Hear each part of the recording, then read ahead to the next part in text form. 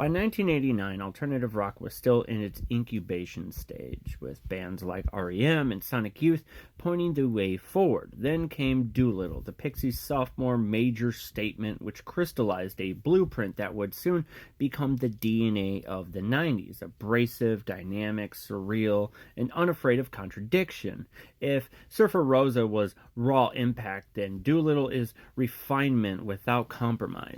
At its core, the album is about contrast. Black Francis's shrieking surrealism collides with Kim Deal's cool, grounded presence. Joey's jagged guitar lines slash against David's unfussy, militaristic drumming, and then most famously, the band perfected the loud, quiet, loud dynamic, which Kurt Cobain later admitted to borrowing wholesale. Nowhere is this more apparent than on the song Tame, where whisper-to-scream dynamics feel less like a gimmick and more like an elemental force.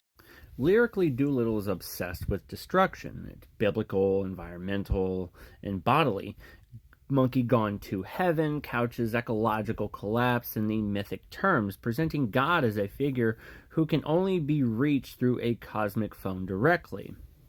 Gouge Away invokes Samson, Delilah, and a tale of ruin and collapse, and even Debaser, the record's opening salvo, links surrealist cinema to the thrill of mutilation. Yet these violent images are paired with melodies that are deceptively pop-savvy, a tension that keeps the album perpetually off balance. What evaluates Doolittle beyond shock value is its structural intelligence. Each track feels purposeful and pacing the record's volatility. The bright, jangly power pop of Here Comes Your Man sits uncomfortably alongside the shrieked minimalism of Crackety Jones, forcing the listener to reconcile the band's pop instincts with their most abrasive impulses.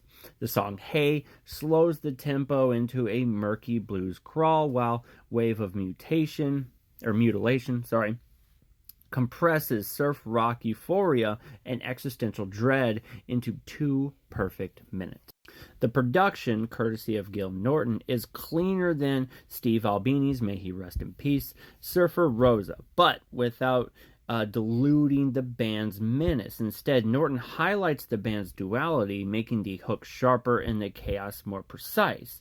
This clarity allows Doolittle to sound perplexingly more dangerous. Its violence is no longer buried in lo-fi murk, but presented plainly, almost clinically.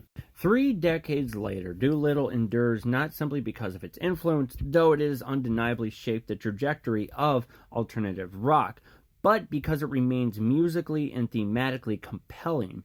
It is an album that thrives on contradictions, pop and noise, humor and horror, control and chaos. In that sense, it's less a record of its time than the perpetual provocation, daring the listener to find beauty in dissonance. So if you haven't listened to this album, check it out. Let me know what you think.